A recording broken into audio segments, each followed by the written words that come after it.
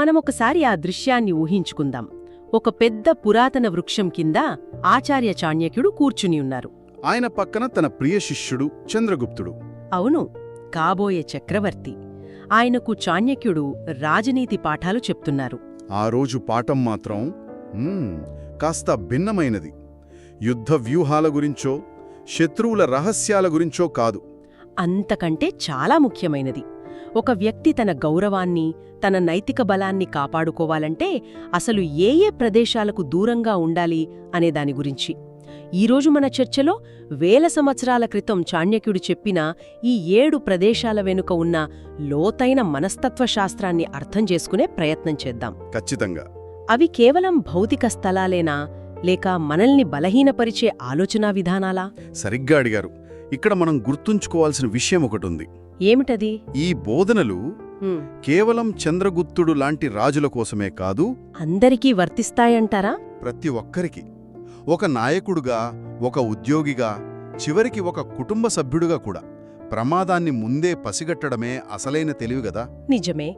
సరే, అయితే ఆ జాబితాలోకి వెళ్దాం.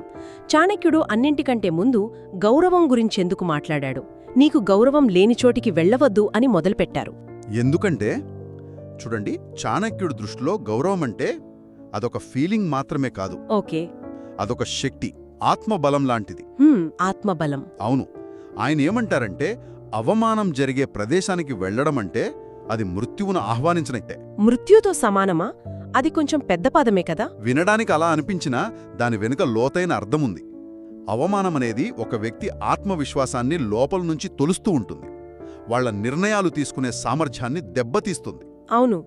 శాస్త్రాలలో దీనిని అసమ్మాన విషమంటారు. అసమ్మాన విషం అంటే నెమ్మదిగా మనల్ని నాశనం చేసే అవమానమనే విషమన్నమాట. ఇది వింటుంటే ఇప్పటి పరిస్థితులు గుర్తొస్తున్నాయి. మనల్ని గౌరవించని మీటింగ్ రూమ్ కావచ్చు, కించపరిచే బంధువుల ఇల్లు కావచ్చు, లేదా మనల్ని తక్కువ చేసి చూసే స్నేహితుల బృందం కావచ్చు. కరెక్ట్.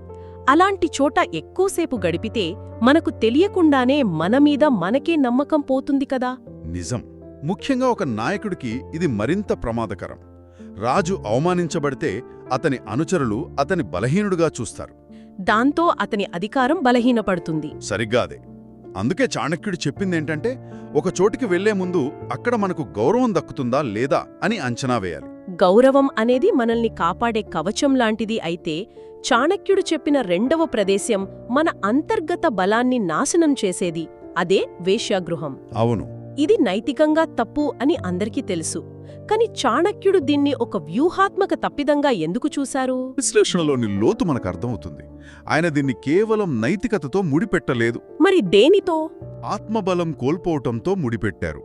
ఆ ప్రదేశం బయటకు ఆకర్షణీయంగా కనిపించవచ్చు, కానీ అది లోపలి నుంచి ఒక వ్యక్తి యొక్క సంకల్ప శక్తిని, పుణ్యాన్ని పీల్చేస్తోందని హెచ్చరించారు.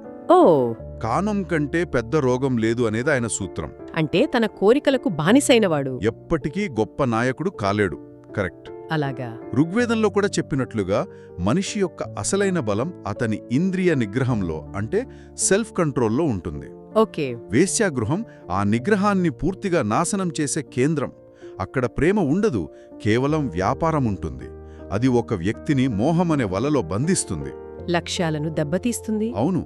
చంద్రగుప్తుడు లాంటి యువరాజుకు ఇది అత్యంత ప్రమాదకరమైన ఉచ్చు. ఇంద్రియ నిగ్రహం కోల్పోవడం వల్ల వచ్చే మరో ప్రమాదం గురించి చాణక్యుడు 3వ స్థానంలో హెచ్చరించారు. మద్యం దొరికే ప్రదేశం. ఇది శరీరాన్ని పాడు చేస్తుందని తెలుసు, కాని చాణక్యుడు బుద్ధి నాశనమవుతుందని నొక్కి చెప్పాడు. రాజనీతిలో ఇది ఎందుకంత పెద్ద ప్రమాదం? ఎందుకంటే మత్తులో ఉన్న వ్యక్తి వివేకాన్ని కోల్పోతాడు. లాజికల్. వివేకం లేని వ్యక్తి దగ్గర ఎంత సంపద, అధికారం ఉన్నా అన్నీ వ్యర్థమే కదా. నిజమే. నిజానికి అర్థశాస్త్రంలో చాణక్యుడు గూఢచారుల గురించి మాట్లాడినప్పుడు మత్తులో ఉన్న అధికారుల నుండి రహస్యాలు రాబట్టడం చాలా సులభం అని స్పష్టంగా చెప్పాడు. ఓ, అంటే అది ఒక వీక్నెస్ అన్నమాట. కేవలం వీక్నెస్ కాదు, అది రాజ్యానికి ద్రోహం చేసేంత పెద్ద ప్రమాదం. అంటే ఇప్పుడు ఆఫీస్ పార్టీలోనో స్నేహితులతో కలిసినప్పుడో మత్తులో మన కంపెనీ రహస్యాలు మాట్లాడడం లాంటిది. సరిగ్గా అలాంటిదే. సూత్రం ఎప్పటికీ మారదు. అప్పుడు ప్రమాదం వ్యక్తికి కాదు, మొత్తం సంస్థకే జరుగుతుంది. అవును. అందుకే వివేకాన్ని మరిపించే చోటికి మద్యం ప్రవహించే చోటికి దూరంగా ఉండాలని చాణక్యుడు చాలా గట్టిగా హెచ్చరించాడు. సరే, ఇప్పుడు వరకు మనల్ని మనం బలహీనపరుచుకునే ప్రదేశాల గురించి మాట్లాడుకున్నాం. ఇప్పుడు 4వది శత్రువు ఇల్లు. ఇది చాలా ఆసక్తికరమైనది. తెలిసి తెలిసి ప్రమాదంలోకే వెళ్లడం లాంటిది.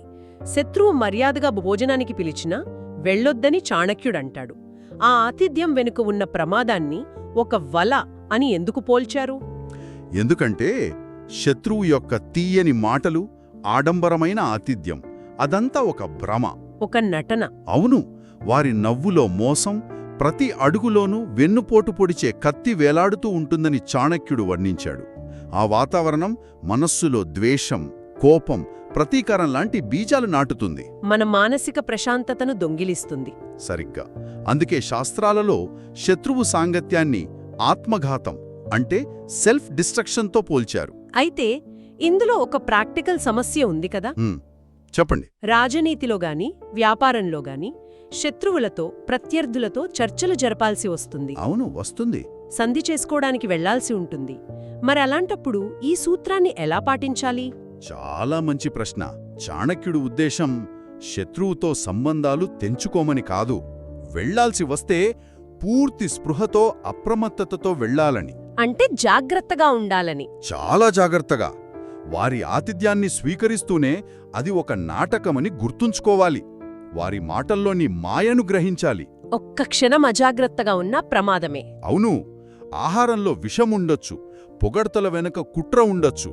అందుకే శత్రువు ఇంటి తలుపు తట్టే ముందు 100 సార్లు ఆలోచించాలని హెచ్చరించాడు. ఇక 5వ ప్రదేశం. ఇది కొంచెం భిన్నంగా అనిపిస్తుంది. గోహత్య జరిగే చోటు లేదా ఏదైనా క్రూరత్వం నిండిన ప్రదేశం. ఇది మనకు డైరెక్ట్గా హాని చేయదు కదా. మరి చాణక్యుడు దీన్ని ఎందుకు ప్రమాదకరమైనదిగా పరిగణించారు? ఎందుకంటే ఇది మన అంతరాత్మపై దాడి చేస్తుంది. అంతరాత్మపైదా? అవును. క్రూరత్వాన్ని చూడటం, దాన్ని చూసి చూడనట్లు వదిలేయడం క్రమంగా మనల్ని కూడా కఠినాత్ములుగా మారుస్తుంది. మనలోని కరుణ, ధర్మం అనేవి చచ్చిపోతాయి. అంటే మనసు రాయిలా మారిపోతుందని. కరెక్ట్. గోవుల ఆర్తనాదాలు వినిపించే చోట తాగే నీరు కూడా విషతుల్యమవుతుందని చాణక్యుడన్నాడు. అంటే ఆ వాతావరణంలోని నెగటివ్ వైబ్రేషన్స్ మనసును కలుషితం చేస్తాయి. ఈ రోజుల్లో దీన్ని మనం సోషల్ మీడియాలో చూసే హింసాత్మక కంటెంట్కు లేదా ఆఫీస్లో జరిగే బుల్లీయింగ్కు అన్వయించుకోవచ్చు. సరిగ్గా అదే. అలాంటి వాటిని రోజూ చూస్తూ ఉంటే మనకు కూడా అవి సాధారణ విషయాలుగా అనిపించడం మొదలవుతుంది. మన స్పందించే గుణం తగ్గిపోతుంది. కరుణను కోల్పోయిన వ్యక్తి మంచి నాయకుడు కాలేడు, మంచి మనిషి కూడా కాలేడు. అందుకే మనసును కఠినంగా మార్చే ప్రదేశాలకు దూరంగా ఉండాలి. కఠినమైన మనసు నుంచి ఇప్పుడు కలుషితమైన మనసుకు వద్దాం. 6వ ప్రమాదకరమైన ప్రదేశం చరిత్రహీనులు, దురాసపరుల ఇళ్ళు. ఇక్కడ చరిత్రహీనులు అనే పదం చాలా శక్తివంతంగా ఉంది. దాన్ని కొంచెం వివరిస్తారా? తప్పకుండా. చరిత్రహీనులు అంటే కేవలం చెడ్డ పనులు చేసేవారు అని మాత్రమే కాదు, సమాజంలో ఎలాంటి మంచి పేరు, గౌరవం లేనివారు. ఓకే, క్యారెక్టర్ లేనివాళ్లు. అవును. వాళ్ల జీవితంలో సాధించినది కేవలం ధనం, అది కూడా అనైతిక మార్గాల్లో. అలాంటి వారి సాంగత్యం ఒక అంటువ్యాధి లాంటిది. ఎలా? వాళ్ల ఇంట్లో జరిగే చర్చలెలా ఉంటాయి? కుట్రలు, లోభం, ఇతరులను ఎలా మోసం చెయ్యాలి, వీటి గురించే ఉంటాయి. నిజమే, మనందరికీ అనుభవమే. కేవలం డబ్బు, ఆస్తుల గురించే మాట్లాడే వారితో కాసేపు గడిపితే మనకు తెలియకుండానే మన ఆలోచనలు కూడా ఆ దిశగా వెళ్తాయి. మనలోని సృజనాత్మకత, కరుణ లాంటివి వెనక్కెళ్ళిపోతాయి. అదేనా చాణక్యుడు చెప్పేది? అదే. అటువంటి సాంగత్యం వల్ల మనలోని ప్రకాశం అంటే మనలోని మంచి గుణాలు నశిస్తాయి. వారి నీడ మన క్యారెక్టర్పై పడుతుంది. అందుకే వారింటి గడప తొక్కవద్దని హెచ్చరించారు. ఇక చివరిది 7వ ప్రదేశం అహంకారి ఇల్లు. ఒక్క నిమిషం. మిగతా 6 ప్రదేశాలు మన ప్రాణానికో, ప్రతిష్టకో, సంపదకో డైరెక్ట్గా హాని కలిగిస్తాయి. కాని అహంకారమున్న వ్యక్తింటికి వెళ్తే అంత ప్రమాదముంటుందా? ఉంటుంది. ఇది అన్నింటికంటే సూక్ష్మమైన కాని అత్యంత ప్రమాదకరమైన ఉచ్చు. లేదా? కేవలం వాళ్ల గర్వాన్ని భరించలేకపోవడం కాకుండా నిజమైన నష్టమేమిటి? ఇది కూడా ఒక అంటువ్యాధే. అహంకారం కూడానా? అవును. అహంకారి ఇంట్లో వివేకం, వినయం అనేవి ఉండవు. ఆ వాతావరణం మొత్తం వారి స్వయం ప్రశంసలతో నిండి ఉంటుంది. అక్కడికి వెళ్లే వ్యక్తి నెమ్మదిగా వారి ప్రభావంలోకి వస్తాడు. ఎలా? మొదట వారి ప్రశంసలు వింటాడు. తర్వాత తనను తాను కూడా గొప్పవాడనే భ్రమలో పడిపోతాడు. తన వినయాన్ని కోల్పోతాడు. అంటే మనల్ని మనం కోల్పోతామన్నమాట. ఇది సోషల్ మీడియా ఎకో ఛాంబర్స్ లాంటిది. మనమే కరెక్ట్ అనే భ్రమలో పడిపోతాం. కరెక్ట్. లేదా ఒక కంపెనీలో అందరూ బాస్కు భజన చేసేవాళ్లే ఉంటే ఆ బాస్ వాస్తవానికి దూరంగా వెళ్ళిపోతాడు. నిజమే. అందుకే చాణక్యుడు ఆ ప్రదేశాన్ని గర్వమనే చీకటి బావితో పోల్చాడు. ఒక్కసారి అందులో పడితే బయటికి రావడం కష్టం. అహంకారః సర్వనాశాయ అని కూడా అంటారు కదా. అవును, అహంకారమే సర్వనాశనానికి కారణం. అది ఒక వ్యక్తిని సత్యం నుండి, వాస్తవికత నుండి దూరం చేస్తుంది. అయితే ఈ 7 ప్రదేశాల గురించి విన్న తర్వాత నాకొక విషయం స్పష్టంగా అర్థమవుతోంది. చెప్పండి. ఇవి కేవలం గోడలు, పైకప్పు ఉన్న భౌతిక స్థలాలు కావు. ఇవి మనల్ని బలహీనపరిచే వాతావరణాలు, మనస్తత్వాలకు ప్రతీకలు. నిస్సందేహంగా ఈ హెచ్చరికల వెనుక ఉన్న అసలు సందేశం ఒక్కడే. ఒక వ్యక్తి యొక్క ప్రతిష్ఠ, గౌరవం, ఆత్మనిగ్రహం ఇవే వారి అతిపెద్ద ఆస్తులు. వాటిని ఏ డబ్బుతోనూ కొనలేము. కొనలేం. ఈ 7 రకాల వాతావరణాలకు దూరంగా ఉండటం ద్వారా మనం ఆ అమూల్యమైన ఆస్తిని కాపాడుకోవచ్చు. చాణక్యుడు చంద్రగుప్తుడు కూడా చెప్పిన చివరి మాట ఇదే: గౌరవమే నీ అతిపెద్ద బలం. ఈ మొత్తం విశ్లేషణ మన శ్రోతలకు ఒక ఆలోచనను రేకెత్తించాలి. తప్పకుండా. చాణక్యుడు చెప్పిన ఈ 7 ప్రమాదకరమైన ప్రదేశాలు కేవలం బయటి ప్రపంచంలోనే ఉన్నాయా, లేక మన మనస్సులోనే మనం సృష్టించుకుని మనమే దూరంగా ఉండాల్సిన ప్రమాదకరమైన ఆలోచనా విధానాలా? చాలా లోతైన ప్రశ్న. అహంకారం, దురాశ, క్రూరత్వం అనేవి మొదట మన మనస్సులోనే కదా పుట్టేది. బయటి ప్రపంచంలోని ఈ ప్రదేశాలను తప్పించుకోవడం కంటే మన లోపల ఉన్న ఈ ప్రదేశాలను జయించడం పెద్ద సవాలు కదా.